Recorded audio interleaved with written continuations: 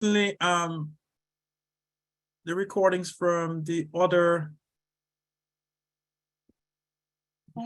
sessions. I know we've had. I want to ask that as quickly. Are people receiving the PDF and the recordings? It's unfortunate. I'll ask Crystal to share last month's if we can. So we should have that, and we'll pass it on to you in a short bit. You'll get last month's recording and PDF as well, and we'll see if we can capture some others and make sure we get some to you. And I'll follow up with the folks at DBHR about getting that information to you. Okay. So that's where we are, and hopefully we'll get things rolling. So welcome to today's meeting. It's hosted by DBHR through the Washington State Healthcare Authority. This is an interactive meeting as is usual, and we hope that you participate throughout the session. The slides and the recording will be sent to you via email after the presentation. Our hope is that you'll get those as quickly as possible, but we'll try to get those some to you today, so you can immediately make a connection there. But my apologies for you not having it as yet.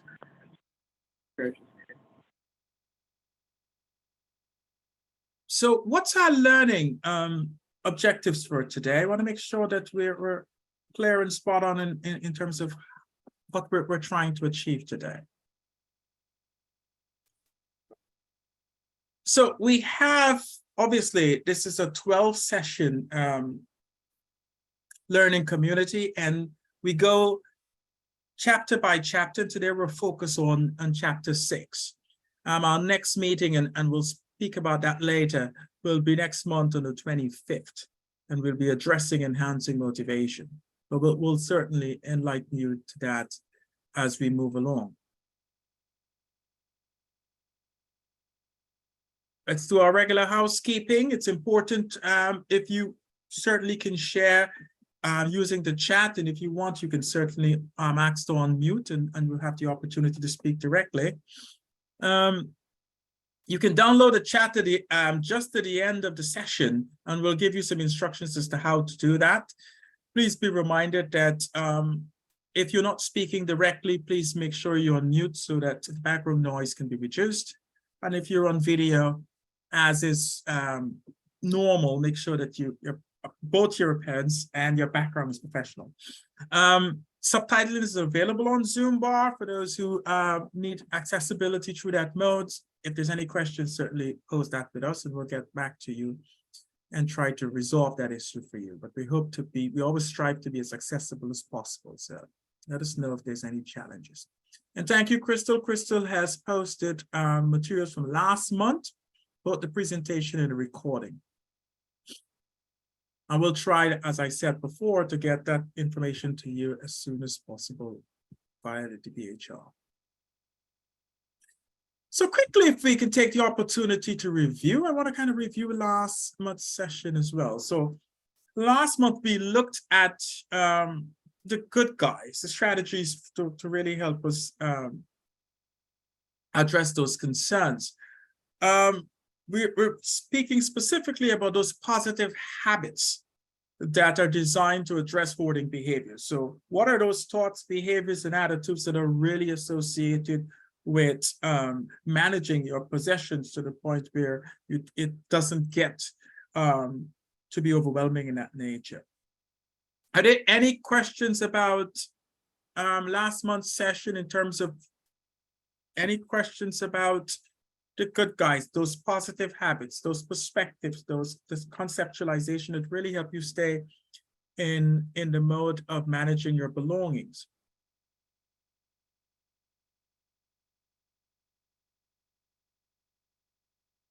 So we have last month's presentation that's posted in the chat.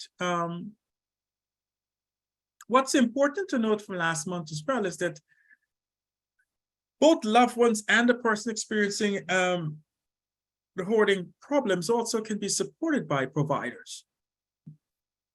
in terms of all the efforts dedicated to addressing hoarding behaviors. So it really takes a team approach, takes that collective approach to really substantiate major changes. And we'll talk some more about what that would look like in terms of its machination or its operation.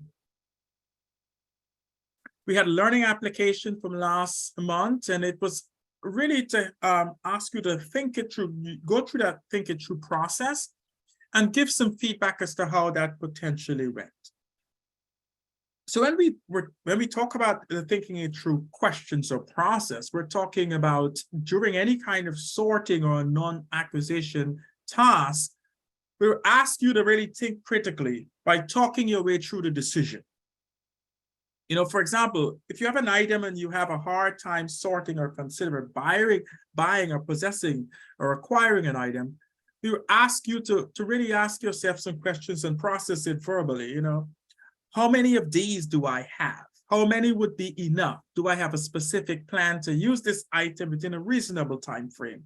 Have I used this in the past year? Is it of good quality? Do I need it? Really help you process those thought patterns, the perception as to why you need to acquire this tip, why you're thinking of acquiring it, or why you should sort this particular belonging or item you have in your possession.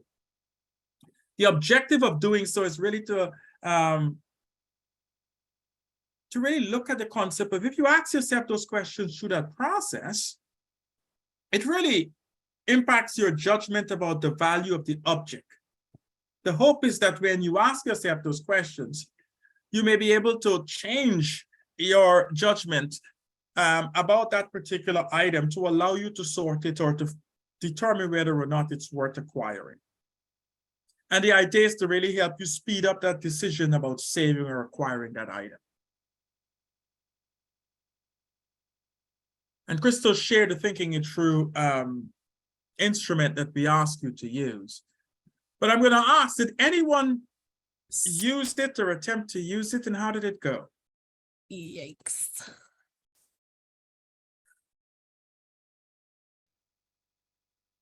Yeah, not believing it. It's not, yeah, it just, there's a lot of layers there. Absolutely. But how did you have an opportunity to try it, or was it just your feedback from looking at it like, that's a lot to handle? What's your perspective?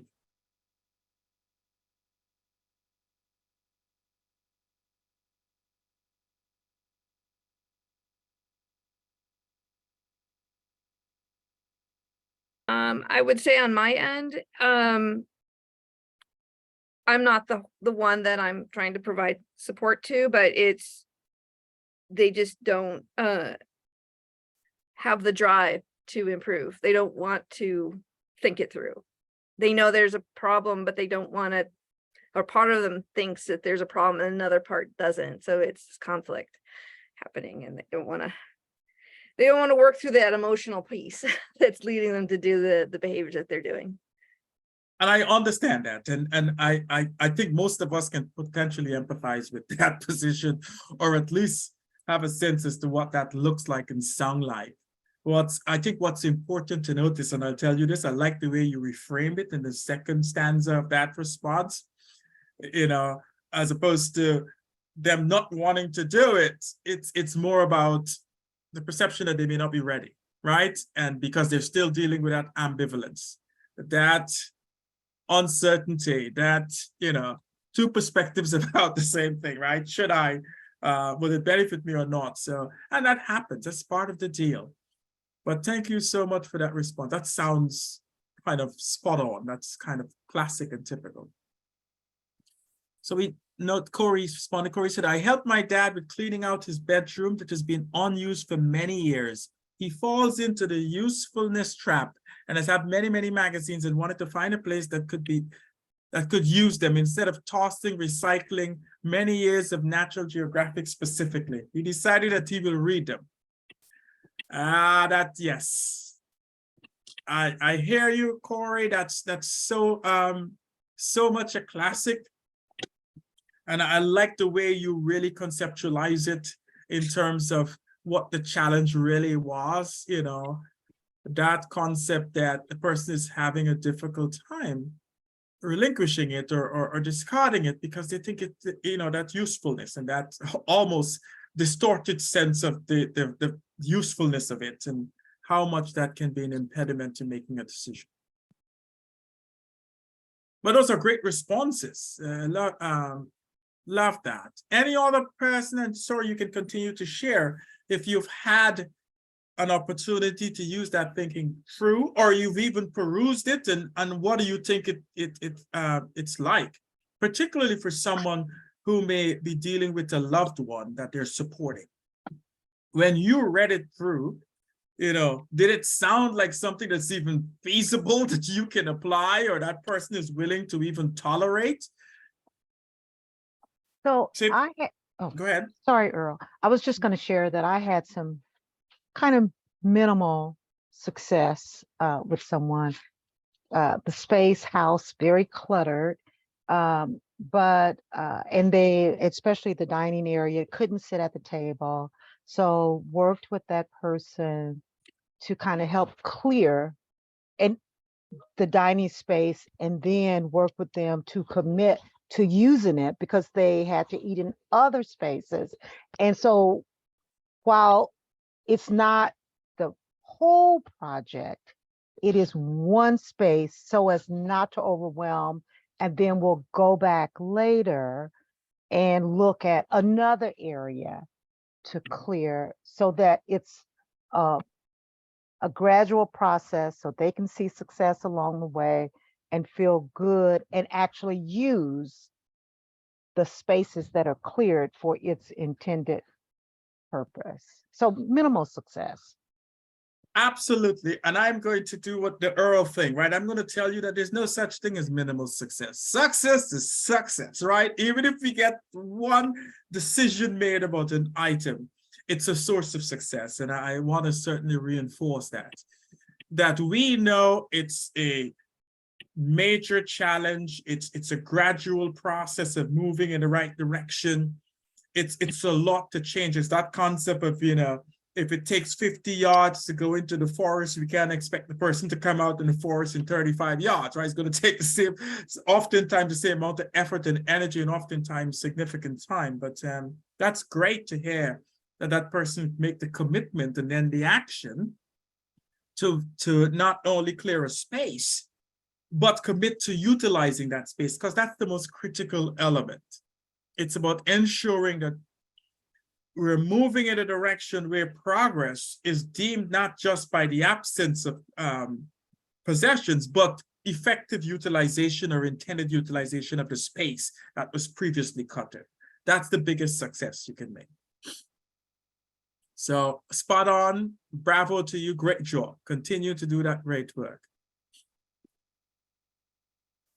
So let's take a look at specifically what we're trying to achieve today. So we want to distinguish those cognitive impairments associated with hoarding. What are those thinking, feeling, thought processes that serve as an obstacle to getting folks moving in the direction of not only opening up the space that they want to utilize, but using it as well? We want to also identify hoarding behavior reinforcement patterns in thoughts, feelings, and actions, because there's a tremendous amount of reinforcement that occurs for someone to sustain that behavior. That whole concept of people only engage in activities particularly because it meets a need, right? You may not understand and clearly determine that, but that person has a need they're meeting by continuing that specific behavior. And examining a tool to assess the reasons for cluttering. What is it that person is getting out of it? What is holding them attached to those items in a way that creates such dysfunction in their lives? So that's our objective today, to really look at how that person got here. What are the thoughts, behaviors, feelings, processes that has someone, I call it arrive at that place where somehow their possessions is greater than their intended use of it. So that's what we're going to attempt to really discuss and garner some insights about today, and hopefully it will give us, like I said, a sense of how best to approach the idea of addressing the concerns. So, first and foremost, what's going to be important to us, and let me make sure that I follow up. I want to make sure I get some feedback and respond to those. Leah says, I found that my clients are generally unable to think it through. What has worked for me has been to ask about their goals and continue to remind them about those goals. I had to learn to continually put the ball in their court. I'm here to help you when you're ready, but you can only make the decision about what has to go. Absolutely. It's entirely that person's decision. You can certainly help to promote internal motivation, guide them in terms of a sense, give them some insight as to what's the kind of processes behind those decisions or lack thereof. Jasmine says, after 5 years, my husband finally offloaded a truckload of props he was holding on to and is working on digitizing arts. Jasmine, bravo, spot on. I think that's remarkable. Glad for you. So what's more critical than anything else? It is important to start by defining hoarding as a mental health challenge. And oftentimes that doesn't take place. We tend to look at the behavior and focus entirely on defining all the challenges and issues related to that person's behavior and what we may deem as either maladjusted perceptions or somehow that person not having what we call, normal insight or normal perspectives about things. And we'll try to dispel some of that today because it's more than just someone having bad behavior, bad personality, or being lazy. It's way more than that. Because as most folks would say, if it was that simple, we can simply send someone a message, an email, and it will be resolved, right? We wouldn't have to put in the effort and work and have an understanding of the significance of the challenge and really help people walk through that path to get to a better place. So it's a significant problem beyond simply someone's bad personality. Realistically, people are not in control of their behavior when it reaches this point. And any change means restructuring some of the most fundamental elements of a person's being and personhood. You're talking about significantly changing the way you think, oftentimes the way you feel and the way you behave. For anyone who sits there for a moment and think of the person that you are today, think of someone walking into your home and telling you, I want you to change who that person is, who you are, and I want you to do it as quickly as possible. And I want you to do it without changing any particular skill set or knowledge set. Whatever you have, I want you to get up and be a different person tomorrow. Think how overwhelming and unattainable that is. And oftentimes, with good intentions, people who are trying to support and help people with hoarding walk into their space, and that's what they demand. And then, unfortunately, oftentimes, feel very frustrated when those demands are not met. So what we're asking folks to do is to pause for a moment, recognize that what you're asking someone to know, do, is a major change, a major shift in paradigm, major shift in the way you think and process things. So by doing so, it's really demanding that you show grace and tolerance and patience and fortitude. This is going to take a lot. I know I sound like a Sunday sermon saying that you should be this, pious, thoughtful person, compassionate person, but that's what it's going to take to some effect to really significantly help someone not only have success, but sustain success. So yes, a lot is being asked of you in supporting someone with hoarding. There's no secret to that. Hoarding is a problem of emotional, mental, behavioral, and social well-being, all-encompassing.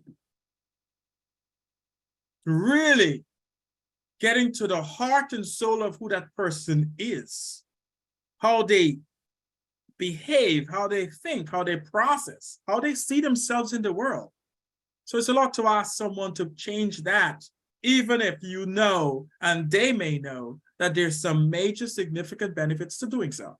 Doesn't mean the path to doing so is easy. Is that clear that when we think of hoarding, we need to see it in its true light as a mental health issue? A condition, a problem, a challenge that really impacts emotional, mental, behavioral, and social well-being. I want to make sure that that's the message. If you leave here today with one message, that's the message you want to leave here with. And thank you, Kelly. Spot on. Yes. Once you understand this, then you don't also, the thing that you don't do is take on too much of that ownership of changing it on your own, because that's not where you need to be. It's not a viable place to be. And absolutely, it allows for more empathy and compassion and thoughtfulness, and also setting some clear and definitive boundaries as to what you can and what you should do. It's important to note. So that's the takeaway, the general takeaway, and then we're going to get to some rudimentary things. So hoarding, as we talk about it in terms of your thoughts, it really steps into the brain. It really impacts. The brain is impacted for someone who has significant hoarding problems. And research has been done in terms of, we've seen some results of brain scans of people with hoarding disorder, and it's been very enlightening, that kind of research, what it has shown us. What it has shown, and they've done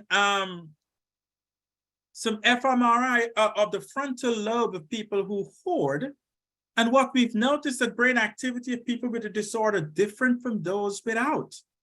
In two ways, there's significant brain activity difference. A major part of it is that we find that in many regards, there is overactive brain functions and underactive brain functions in different realms.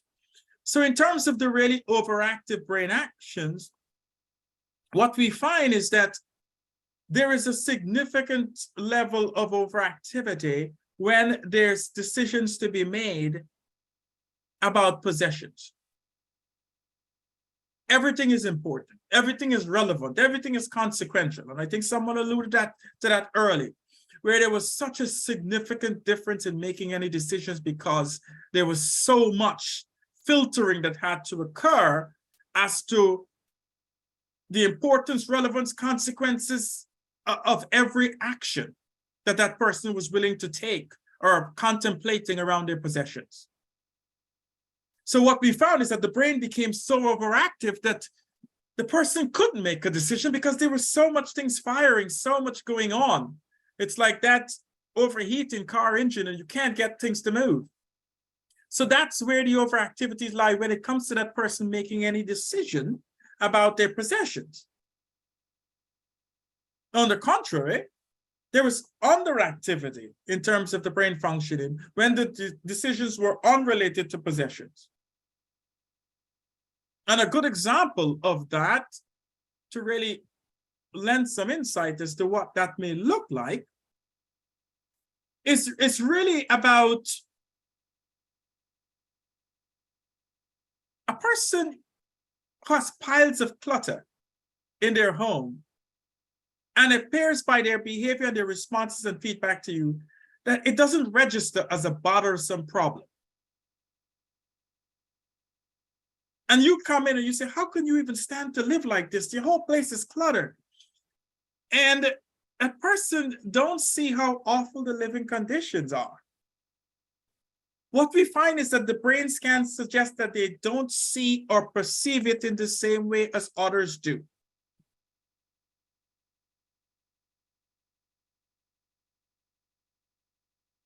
Does that surprise you?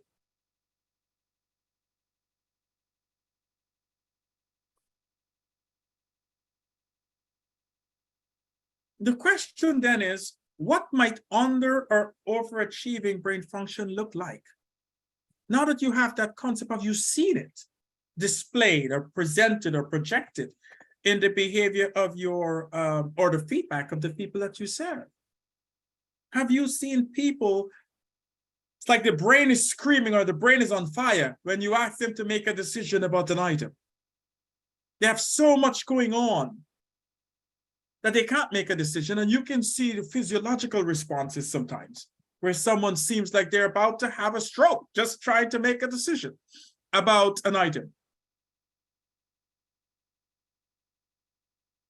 And the other aspect where you look at the environment and you give a fair classic example, and we talked about even a pictorial example where people see a picture of what it used to be and what it currently is, and they still can't seem to make sense of it's now totally cluttered.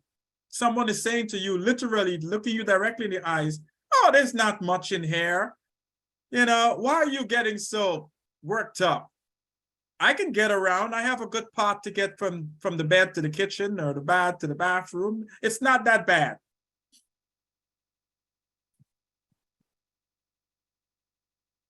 Evangeline says, I think when you live in an environment, bad or good, it becomes normalized. They may know it's not great, but it's where they are. To some extent.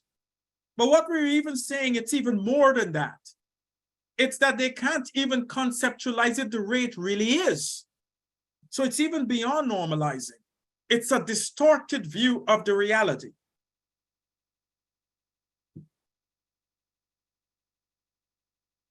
Yes, so there's some numbing of the senses where people can't really have a true perception of where things are. And there's lots of signs and indications of that. You know, you ask someone, how can you even get through all this stuff without falling? And they'll tell you, oh, I've never fallen. I've never fell in this place, you know, or I fall before it got to this point, right? It's always, and you're like, I can't believe this person is rationalizing everything. But it's more than just rationalizing, because they may not even be conscious that their feedback and responses to you are not in keeping with the reality of the environment. And Grace says, I've learned in many years of experience that the person feels as if it is the one thing in their life that they can have control over. So when someone tries to change that, it's frustrating to them. Absolutely. We'll talk some more about that. Yes. Oftentimes, this is the one arena that there's a level of control. Even though, ironically, things are out of control. Right? So there's a misconception of what control is. But that's the sense. And Sydney says, thinking that they have fixed the issue, but there's a path not covered by clothes, but the path is only a couple of feet wide and the walls are still stacked up. That may be true, but their focus is on what? There is a path. No matter how narrow, how arduous, there's a path. Why are you, Earl, why are you getting on my case? I can get to the bathroom, right? Or I haven't missed the meal, despite the fact that the kitchen, you can't even see the stovetop. And it hasn't been cooking there for a year, but the person's like, oh, I cook, I would warm stuff up. And you're like, what do you warm it up on, right? You had instances where people are warming up soup using a candle because they can't get to the kitchen and use the stove. And it's going to be important for you not to overreact when those responses come, because now you fully understand it's not necessarily intentional. It may be distorted by the brain's function. So it really may be out of that person's current capacity to make sense of it. I'm hoping that helps to give you some perspective about how daunting it is for that person to really look at it through those lenses that you would like to lend to them, right? So now that we understand that the brain impacts that person's perception of things, we want to look at what the cognitive functioning impacts are, right? How does that make sense in terms of how they process things? So when we talk about those cognitive function impacts, we're looking at a series of lens or scope that is used. We talk about problems with attention. Oftentimes there's significant amount of distraction, and it may be intense and compelling or hyper-focused. The person cannot really, manage the singular focus on one element. Grace said, I had a client who basically destroyed their whole home, trash, clothes, mold, urine, feces, because they felt it was revenge towards the person who hurt them. Her ex-husband owned the home and gave it to her in a divorce, and she could not afford it, and she had her small child living. She explained in the end she was going through a mental break and never realized it until 15 years later she lost the home and her daughter. Yes, that sounds like an extreme case, but that's more common and we may want to give credence to. Yes. And it may be those thoughts, even though she may have explained it rationally at the end of it, in vivo, in that moment, it may not have even made that level of sense. It may just have been active processing in that moment. But that's great to get a person who is able to give that insight. So that's a major cognitive function and impact or impediment when person have problems really focusing their attention. Lots of distraction and hard to make decisions within that compelling mode. Problems with categorizing. I think someone just mentioned that. Many small categories with few items or a lack of categories. What you find is that someone may have a great deal of, let's particularly look at paper items, right? And before you know it, that person says, I have to make sure that I have things in order. I want my magazine in one category, my mail in one category, my bills in one category, my manuals in one category. And before you know it, there's 50 categories for paper items. Now, I don't know about you, but I have a tough enough time categorizing papers into two sets, right? Those that I need and those that I don't. I can't imagine having all those categories, but that's the challenge when we talk about people have problems categorizing. When the brain becomes so overactive, the person is trying to filter all their paper possessions through a great deal of categories because it makes sense to them to have all these things as cues to remember. And we'll talk about why that is so. But it's important to note that trying to keep things really, and in their minds, that's the way to keep it organized.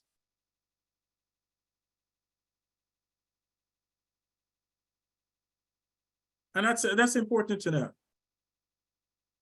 I have learned that hoarding is relative, and if we try to force a certain standard, the person will resist. So I try to focus on the things they actually want to change or assist them with what they're going to be forced to change by their housing manager. Yes, in some instances, there are things outside of their timing that needs to change, and that may impact safety or security of a home. Problems with decision-making, indecisiveness about stuff, right? I don't know if I want to hold on to it. I'm not certain. This may be, I have 4 different scissors, but each one has a specific attachment that I can't decide on, right? This was the first one I got when I was in high school. This is one I got as a gift. This is one when I started knitting. This is one and before you know it, you can't make a decision, even though they have this singular functionality of cutting whatever, right? You could use any one of them, but it's hard. Problems with memories. And this is a major element because this impacts a lot of the other areas. Where someone is so concerned about their ability to remember or to cue into things that they try to create lots of visual reminders. If you're going to a person's hoarding home and you notice they're sitting in the middle and everything is around them, and those things are serving as physical cues because once they see something, they're able to then remember the category and what should be in that particular category. So it may look like an atom bomb was created in there for you, but in that person's mind, in that person's processing, it makes a lot of sense. If I see one bill, let's say a credit card bill on top of a pile, then I know that in that pile, they're all credit card bill, and I know myself, I operate, and I'm telling you this, I want you to hear my overture because that's kind of what I heard directly from someone. I have a set of bills. The top one is Bank of America, and I know from my normal processing that the way I organize my bank is alphabetically. See what happens? So if Bank of America would be on top, what would be next? Come on, you got to help me out here.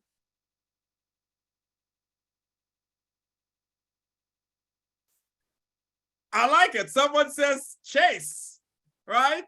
City. But what about Bank of Baroda or a bank that starts with B? That's what it is. So it seems it's logically illogical, right? For that person, it makes sense. I look at that Q, which is Bank of America, and I know if I want to find the Bank of Verona, I'll have to go down a little down that pile to the V's. That's how they categorize it in their minds. Now, it doesn't make sense to you because it's like, really? You can put all your bank statements in one pile and just go through them when you're ready to go to the bank. Why do you have to alphabetically organize them? But that's the reality of how it works. Sometimes that person has a cue because they're trying to ignite their memory in a way that it's patterned based on their own way of looking at things. Complicated? Yes. But when you look at it from that perspective, you can see the rational perspective about it. But that's what I want you to understand, that as much as it may seem like total chaos, there is an actual order and a principle in the way people think that leads to this kind of categorization or over-categorization, and therefore indecision and immobility sometimes to move forward. But stay with me. Don't give up yet. You know, there's a process here. It gets to a point where it makes sense. And you can, once you understand how that person processes and think and some of the impediments, so it gives you some cues as to how to help. And Sydney says, in my experience with having ADHD, the visual cue piece make a ton of sense. I deal with the same thing. Yes, and a lot of us, we have some elements of this in our normal life, but it just hasn't gotten to the point of so dysfunctional. But these things, what I want you to understand is that it's not so aberrant, it's not so far removed from a slither of practicality. It just got over the edge a little. So it gives you a sense of compassion and empathy. We can understand this started with good intention, just went awry. And these cognitive functioning impact really makes sorting, discarding, and non-acquiring challenging because of all these processes that are taking the forefront of things. And then we know as well that hoarding impacts the way we think. It's in our thoughts, those bad guys that we talked about. The entrenched and inflexible thoughts that really keep us in that state. Beliefs about usefulness, waste, and responsibility. Someone just mentioned that. The collection of magazines that a person said, I don't want to discard them because they can be useful to someone, right? National Geographic, I don't know about you. I used to read them as best as I can, as much as I can. Now, thank God I didn't collect them. But I understand when I was collecting them or reading them, I thought how important it was. My goodness, I read about this particular stuff and I don't want to lose that memory. I want to have a reference to it so I go back to it at any point. Who knows? You know, I think of it in that sense of who knows? This information about polar bear may become important to me 20 years from now. And I want to be the person who's the expert on it, right? So I don't want to lose that information. Because with all this stuff going on, we can lose valuable critical information that we kind of own. And that's some of the concept of how people think. And there you go. Teresa says, yes, or be able to sell it because someone else wants it. Yes, there's lots of reasons for that. And also, it may have the person may have an environmental perspective. They don't want it to be wasted, you know? And they have a sense of responsibility to the environment or to the information gathering or whatever it is. Some are helpful. You know, some people think environmentally sound and they're conscious. They don't want to litter or waste stuff. But sometimes it's taken too far. It becomes insurmountable. You know, you start thinking of all these things and you can't get to a single decision. Then we think of creative thinking, where the person, like I said, creates so many categories that before you know it, their capacity to maintain it gets out of control. They have so many creative things they're thinking that they can't get anyone. You know the concept of you have great ideas and you start them all, but you can't get to the end point. Laroff says, I know, a hoarder I know has emotional connection to things. For example, a poster of a child in need, she will hoard all the posters because throwing it away means one is throwing away the actual child. Yes. That is a spot-on example where that person makes that kind of connection. And even though it may seem irrational to that person, it has a living, breathing significance to them that they can't get around. Perfectionism, worrying about making the wrong decision. If I throw away this particular item, I may never be able to retrieve it. And when I do need it, I may not have it. And they may never manufacture this again.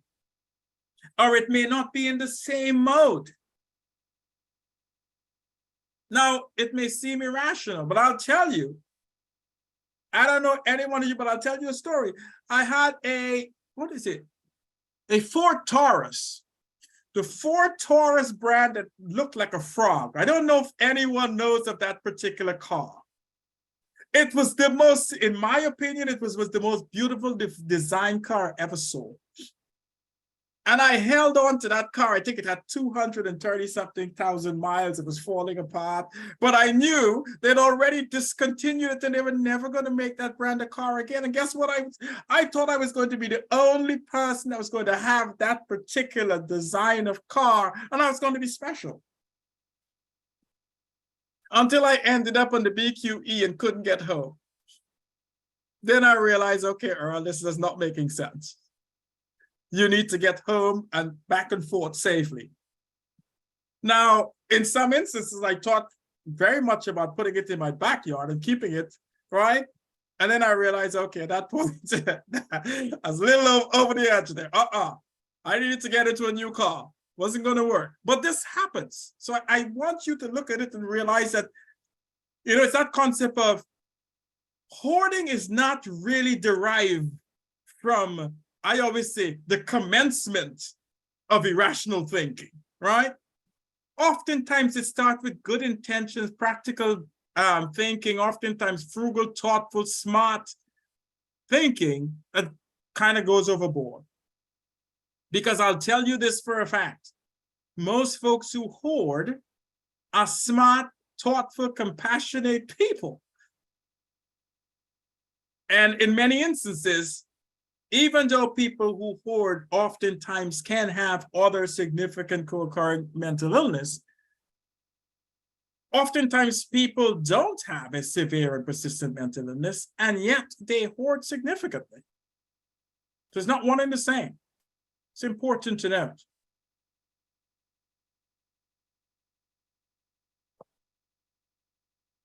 So we want to move beyond just the impactful thoughts that leave people in a jiffy.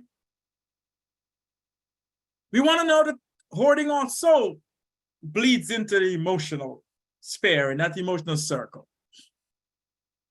And there's some specific emotional elements that hoarding impact.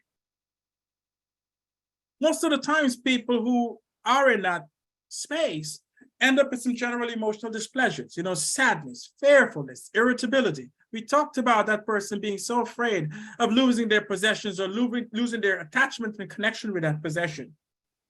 There may be sadness because of the hoarding, that person's social life may be limited, or that person may feel the need to restrict people entering their home because of nagging and badgering and really condescending feedback that they're tired of. So there's lots of emotional elements that are impacted by hoarding and often drive people further into the hoarding problem. And what we know is that hoarding oftentimes has a link to motivation to relieve unpleasant feelings, particularly with acquisition or acquiring things. In order oftentimes to alleviate negative emotions or poor feelings, acquiring things can actually give you a high, give you a feeling of value, a feeling of importance, a feeling of relief from negative emotions. So sometimes people acquire to fight off negative emotions. or in the midst of hoarding, negative emotions arise. I feel ashamed that my home is like this, right? I feel terrible that my family keeps telling me how out of control I am with this hoarding, that they can't even come there for dinner, that the neighbors are complaining, that I'm at risk of losing my home, that they don't feel that I'm in a safe place because of the clutter. So the emotions can be both overwhelming and profound. Sentimental attachment to things. We talk about that, how someone can have, 5 of the same, and each one has a sentimental attachment that makes it difficult to decipher which one you should hold on to and which one you should discard. Feelings of identity. I think someone made that very clear. They identify with a particular possession, right? You think of it. This particular placemat or set of mats were the mats that we got after we were married. Now I'm divorced, so the person that in your life is significant other die, that then becomes an indication and identifying with that person. I could never get rid of those placemats because it's indicative of when I was married, when I was happy, when I was young, when I was valued, when people respected me, when people saw me with a particular image. All of that attachment and identity gets interwoven into a possession. And Kelly says it absolutely fantastic. Connection to memories we don't want to lose. Feelings of safety, security, and control. We talked about that. I'm safe if I have these items in case I need them. There's a sense of security because I have my possessions. I'm not going to lose them. I'm not going to wonder where my birth certificate is, my passport is, even though I can't find it when I want it. I know it's somewhere in this house. And a sense of control as well. I can hold on my possessions and I don't have to think about how people see my specific living environment. The objectives represent everything good, almost like the items are what made the person feel whole. Absolutely. Yes. There's an item that reminds that person of youth. And I'm going to challenge you to think of how many of you have held on to the t-shirt that you wore when you were in your best physical shape, and you tell yourself by all rational thinking that someday you're going to be able to fit into that t-shirt again. That's fine. I can speak for everyone. I certainly have them. I have a Beatles t-shirt that I had since I was probably I'm not going to give my age, young. And I know I probably can, I probably can't even fit it, but I love it. I'm holding on to it. I don't know about you, but I'm holding on to it. But that happens. Trousers, denim jeans that you hold on to. Stuff that reminds you of when you were great, when you were at your tip-top shape, yes.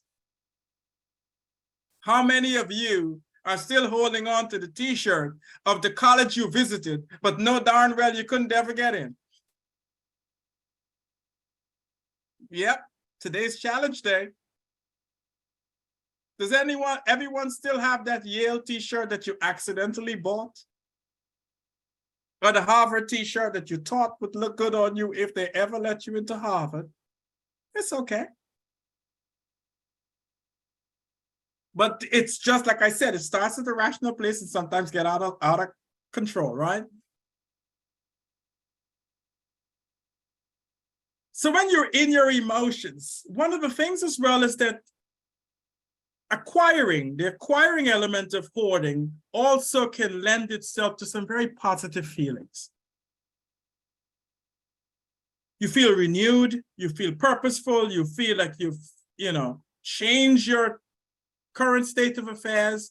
You just got this new vacuum that you are going to use when you decide to clean up this whole house. How many of you have gone into a hoarding space that has 4, 5, 6 vacuums? Now, you know fully well that person intended to use that vacuum.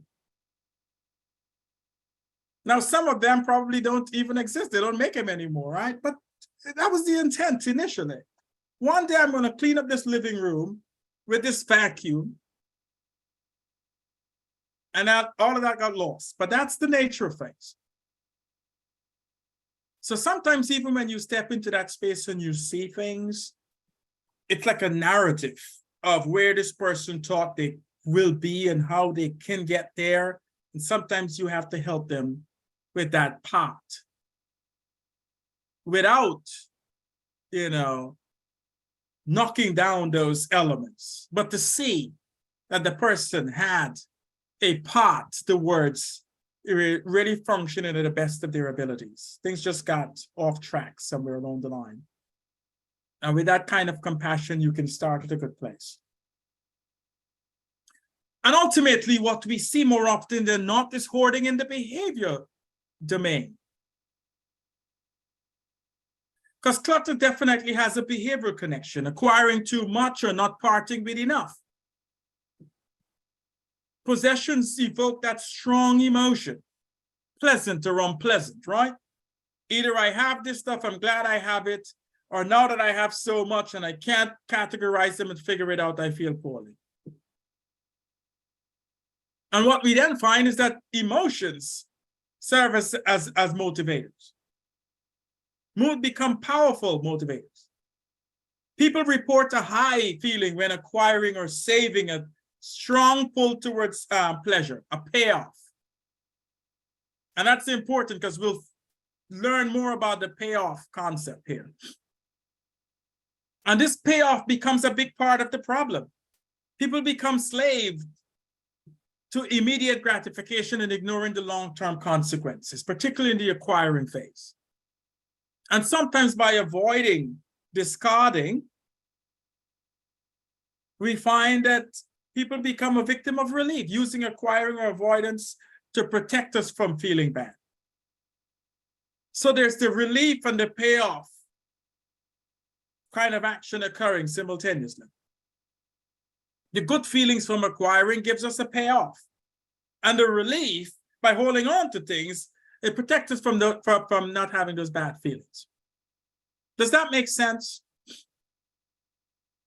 Can you conceptualize that and see how those elements really keep things in a funky balance, so to speak, or an imbalance, if you can look at it from that perspective?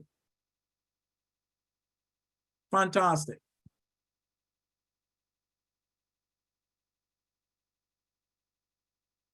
So think of what you've seen as motivators to hoard or to clutter. What gets people up?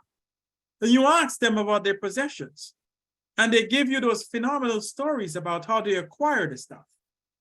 I hear the stories of, I had to go through 5 different neighborhoods, yard sale, to get this one item, this one collectible doll that since I was a kid, I had on my list. I never thought I would ever be able to acquire it. Now I have it. Now I feel whole. Now I feel like my childhood, was actually rewarded. Now I feel that child in me was gratified.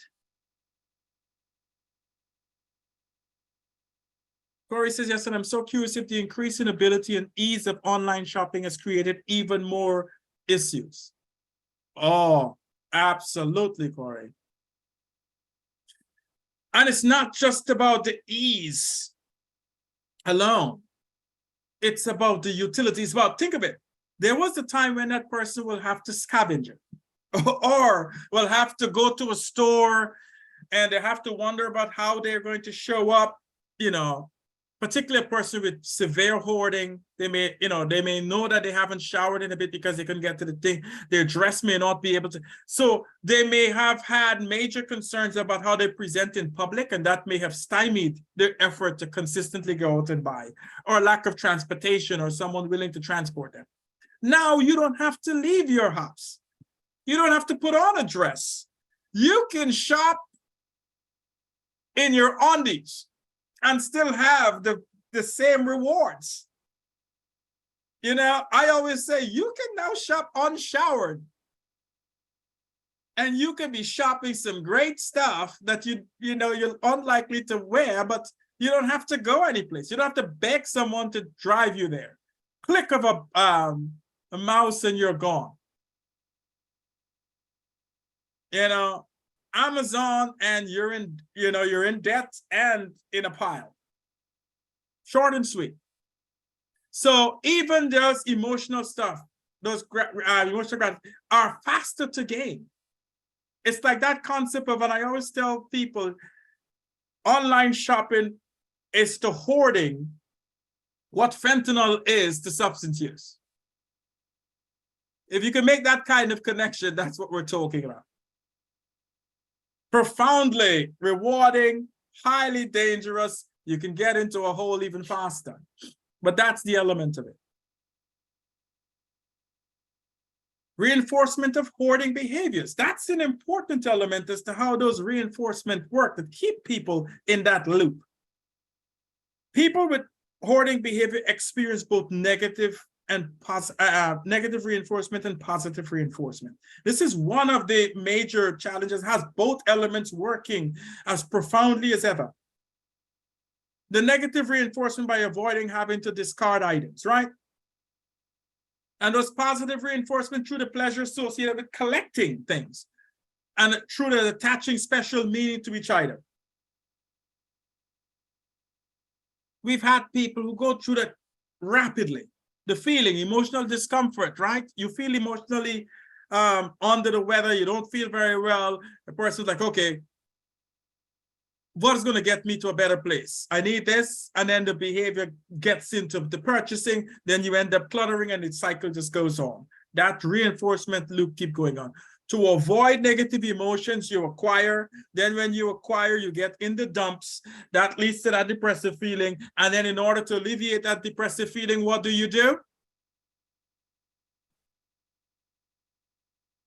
You acquire more stuff to give you that immediate feeling of relief.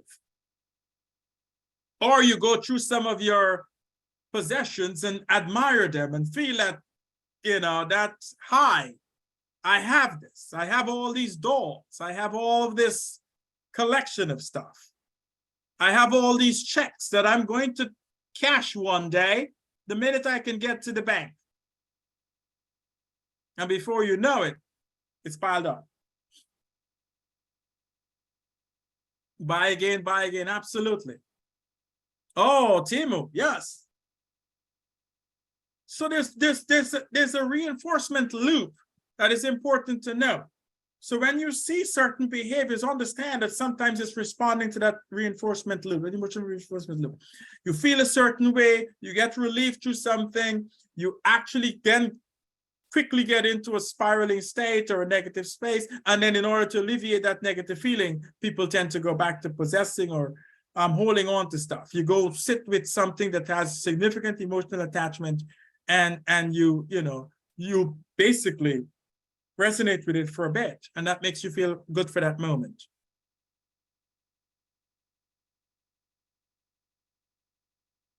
In terms of putting it all together, because ultimately we're trying to understand how people get here. So we start with the reasons for hoarding. Oftentimes it's an emotional attachment and really distorted beliefs about possessions, right?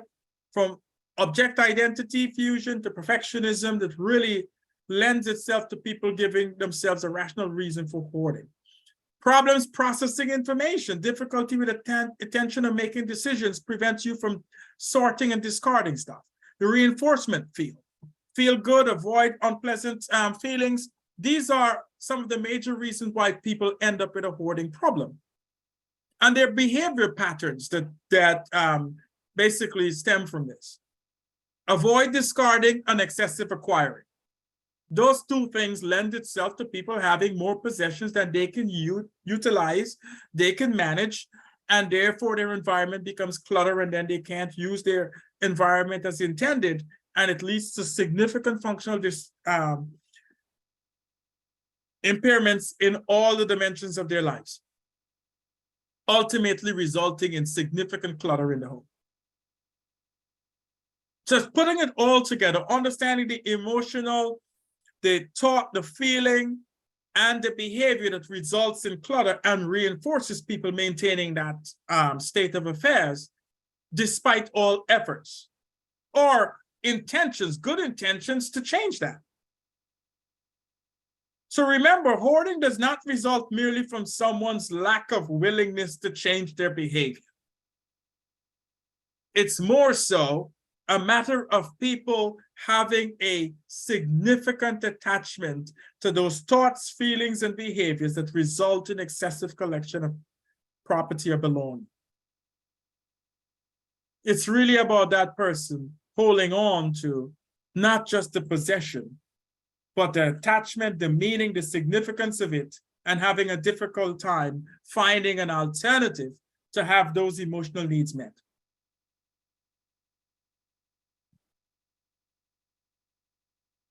Hoping that that makes sense, because we need to put it all together. We need to understand the scope and the significance of hoarding, why people hoard, in order for us to even attempt to help them resolve the situation. And Teresa, yes, spot on. The purchasing feels an empty feeling. It's like having a person visit. Yes, oftentimes that's for a lot of folks, particularly people who are isolated because of their hoarding, acquiring things tend to lend itself to almost like a social way of being with their possessions. Because think of it, if you have 10 items that you associate with 10 friends that you had that made your life meaningful, sitting in a room with those 10 items is tantamount to you visiting with the 10 friends that you had. See how that connects? See how that makes sense? And that's the way of really being able to decipher that. I always say hoarding is a code that we have to kind of decipher to help someone. So we want to look at an example here of Bill's behavior, and I want to test your knowledge for a bit. So quickly, I'm going to look at Bill. When Bill goes to a flea market and finds a bargain, he feels a sense of delight. He congratulates himself on finding this treasure and experiences what he calls the thrill of victory. It's easy to see how this good feeling can be a powerful motivator. He's likely to keep going back again and again in search of that feeling. Of course, the feeling never lasts. When Bill gets home with his new possession, he quickly realizes he has no place to put it. Frustrated and confused, he tosses it on top of the pile and eventually forgets about it. You might ask, why don't Bill's feelings of frustration, confusion, and unhappiness with the clutter in his home serve as a deterrent to acquiring more things? For the same reason that hangovers are not powerful deterrents for people with drinking problems, we all tend to be motivated most strongly by the immediate rather than the delayed consequences. This is a big part of the problem. Instead of being able to step back and appreciate the long-term consequences of our actions, we become slaves to the here and now. Now, what I'm going to ask you is, given that, what are the reasons that you see for Bill's hoarding behavior and behavior patterns?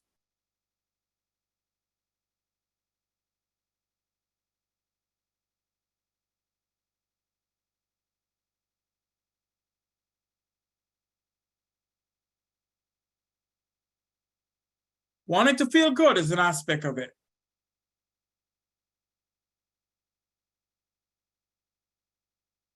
It's exciting, like an adventure, good deal, instant good feelings.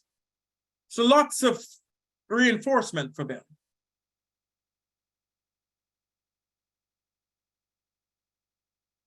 What's also important to note here is that Bill attaches a sense of identity from his possessions. His possession help him think of himself as an entrepreneur, right? A finder of lost treasures. Think of it. Bill sees himself in that mode, the thrill of the hunt, exactly. He derives positive feelings when he acquires new possessions. He also wants to prevent bad feelings by avoiding discarding. And the behavior patterns there are clear. Excessive acquiring and avoiding discarding. Classic elements of sustaining hoarding behavior. So it's a good example of how you can look at the case, conceptualize the path that that person is taking, what are the elements that are sustaining that behavior, so that when we begin to talk about potentially providing a plan for supports and services as to how we can help build, we have a concept as to where we should start. Where are the areas that needs to be addressed, reinforced? Potentially look for alternative coping mechanisms or a way in which we can help that person think differently, think through the process in terms of acquiring. Because we may be able to ask Bill, how many of these do you currently have? Where are you going to, do you have space to save it? And those processes may help that person make the decision about acquiring. Grace says repetitiveness may be setting a goal of going once a week instead of going once a day, starting slow. Could be the case. The biggest thing here is to really process with Bill the obvious reasons or reinforcement that keep him going back, seeking that emotional fulfillment. And how we can do that differently in a more meaningful, functional way that may save him some money, save him some distress, and help him really realign with his true values and what he wants for himself. So there's a process also where we test that person's way of looking at things, really testing your reasons for saving. And there's a way of doing that, and we're going to ask you to look at that a little, during the time, which is you select possessions to discard. And you want to categorize those possessions. What 3 possessions, you want to categorize them: easy, moderately difficult, and quite difficult. So the person will look at 3 things and identify those categories. You know, an example would be Bill, whatever he possessed may be moderately difficult to categorize. But you want one that is easy, you know, could be an old magazine that is outdated or whatever. Bill may not have any attachment to it. But whatever he acquires in his adventures may be significant, may be quite difficult to categorize. And then we want to consider how to discard them. You have a donation bin, a waste bin, a recycle bin. And when you want to describe what happens when that person attempts to discard it, what emotions do they go through as they attempt to put that in a particular category and then determine how to best discard it. Once they've decided that, yes, they can consider discarding it. The person may say, I'm too attached to this stuff to let it go. Or I can't decide whether I should get rid of this one or the older one or the one that is a little made in China as opposed to made in America, whatever the rationalization is, whatever the reason is. Or feeling insecure about, if I get rid of this stuff, I'm relinquishing that person that is attached to this item. All right? If every one of the things you got from one of your paramour, girlfriends, boyfriends, better person, you hold on to them, you maybe have a whole room of lost loves that you're trying to figure out. Which one has lesser value? You can imagine doing that? No, you may not want to get rid of that first love letter you got. Even though whoever you got it from hasn't been in your life for 50 years and have no intention of being in your life. But that love letter gives you meaning. The first time you felt all crazy in love. You don't want to let go of that feeling. So these are the elements that you have to contend with. And that may come, a love letter may be one of those quite difficult things to categorize and discard.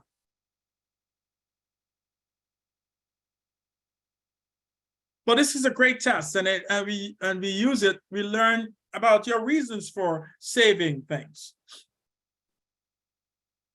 And there's actually a particular assessment tool that we use. Test out discarding with 3 items.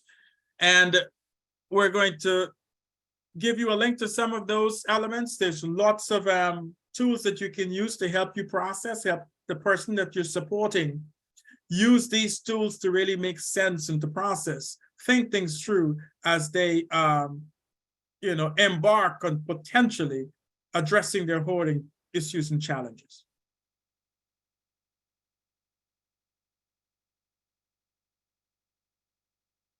So once you answer those questions on a scale from 1 to 10, how difficult was the part with the item, you'll really be able to actually determine what's the attachment. And therefore, how you can then mitigate that particular attachment using an alternative mechanism or an alternative thought pattern or alternative way of meeting that need. And you want to reflect on the reasons for saving. Why do you hold on to things?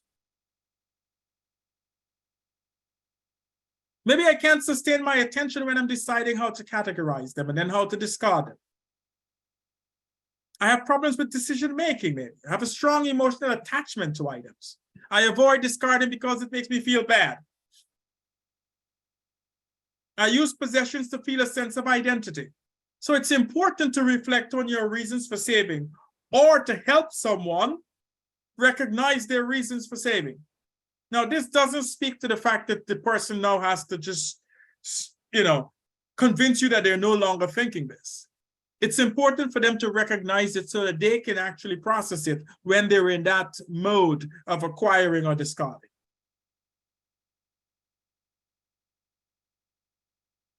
Think of some of these reasons and are they familiar to you, either for yourself or for the person that you're supporting. For a lot of folks, it's the fear of making a mistake or folks of infection. I don't want to make a mistake. I have all these bank statements here. The one I discard is going to be the one that is going to need it when the IRS audit me. I just know it. Makes sense in that moment, right? When you're emotionally heightened, that makes sense. But in reality, if you take a pause and say, okay, I understand clearly that, that's what I'm thinking, but I can actually test that out.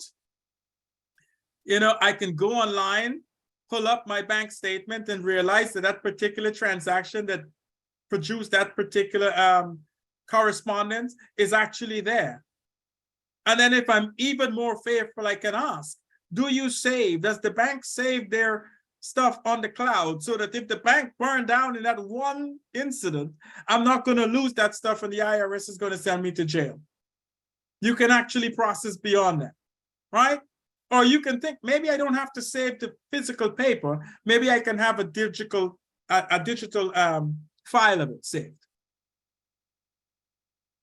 And then I figure out that my printer can work when I want to print it to prove to the IRS that I'm not, delinquent in my payments. But these are things that you have to process. But there's lots of familiar ones. And what happens is sometimes when you actually have a discourse with your consumer that or you're supporting or your loved one that you're supporting about these are the reasons for saving, people sometimes can identify with them and own it. And therefore recognize that there is actually a way of categorizing it. There's a way of putting meaning to what they're feeling and what they're doing. And it therefore can give them some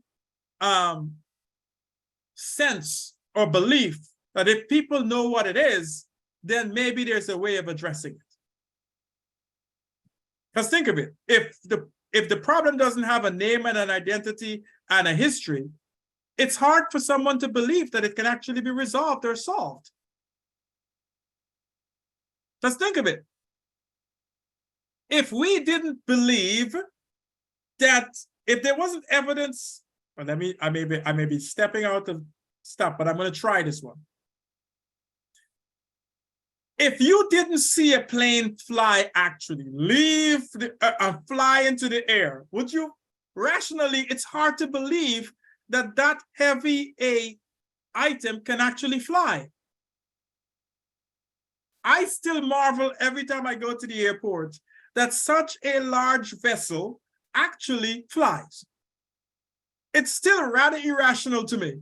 Even though I know scientifically it makes sense, I still have a tough time dealing with that reality.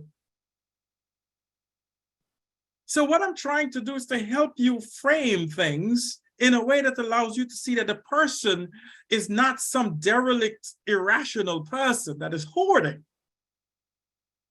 It's actually, I always think of, it's actually a person who oftentimes started out with good intentions and things just went off the rails. And therefore it allows you to believe or have hope that a person can get back on the rails. And that's important. Our own faith and our own belief in a person's capacity to recover. It is very difficult to help someone to recover if you don't believe in their capacity and ability to recover. Because that's the one thing you can't fool them about. You cannot fool someone into believing that you care about them and you believe that they're capable of recovery if you don't inherently believe that. And that's important to note. So I know we've dealt with a lot today. I want to make sure that, we have a sense as to how not only challenges this, but it's entirely rational. We're capable of managing it. And oftentimes it's really about getting that person into that state of mind where they can process things in a way that makes sense to them. I want you to take a few minutes to complete the evaluation so you can give us feedback as to how this training impacts you, how we can, if we're doing it well and it's working for you, it's making sense, we can continue to do what we're doing. If there's tweaks and changes we need to make to the training to better lend credence and value to it, we're happy to do so. But if you can take a few seconds, Crystal has put the evaluation link in the chat. And while you're doing so, I also want to talk about next month's learning application. As we know, what we learn, we practice, then we come and we provide feedback so we have a sense as to its utility. So the learning application for this month that you will bring back hopefully next month is to try to share worksheets of this with the discarding items, the easy item, moderate item, and the quite difficult item. We want you to help that person try to discard 3 items and go through that process that we talked about, and then provide us with some feedback as to how things went.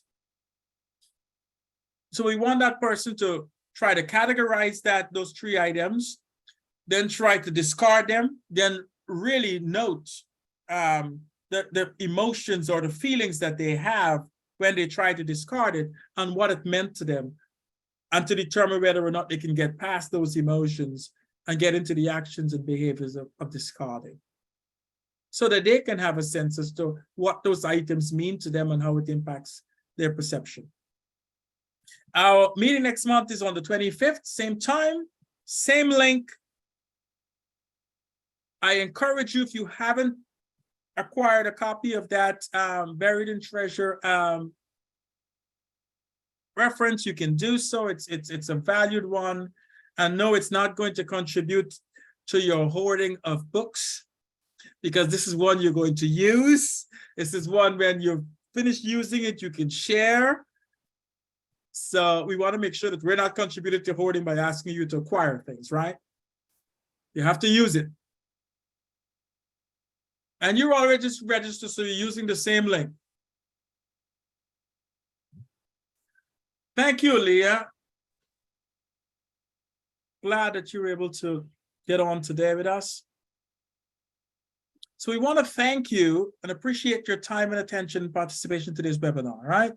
Always remember that this webinar was hosted by DBHR through the Washington Healthcare Authority. We'd like to remind you that the slides and the link to the recording of this session and a wealth of resources are going to be available to you with a follow-up email. Don't forget to check out Foundational Community Supports newsletter for all things FCS and upcoming training events. Look forward to seeing you next month. Next month, we are going to deal with enhancing motivation, really getting into that scope of helping that person really honor that internal motivation as well as external motivation to help them move towards the path of alleviating some of the burden of clutter and really beginning to make some inroads and some progress towards really recognizing their own emotional, social, thought-based connection with hoarding as an issue. And thank you very much for attending today. I have a few more minutes. If there's any questions, you certainly can pose it, but please remember to spend a few minutes and complete the evaluation so we're able to shape the training in a way that best meets your needs. Thank you.